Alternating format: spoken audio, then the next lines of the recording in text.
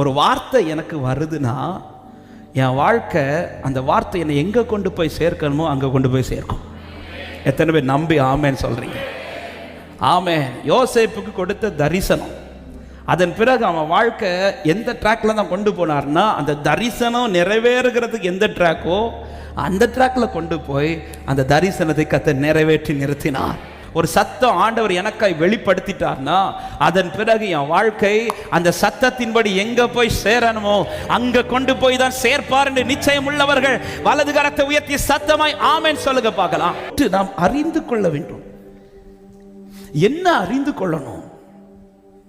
சத்தம் வெளிப்பட்ட பிறகு நடக்கிற எல்லாமே எனக்கா ஏற்படுத்தின இடத்துக்கு தான் என்னை நகர்த்துகிறதே தவிர,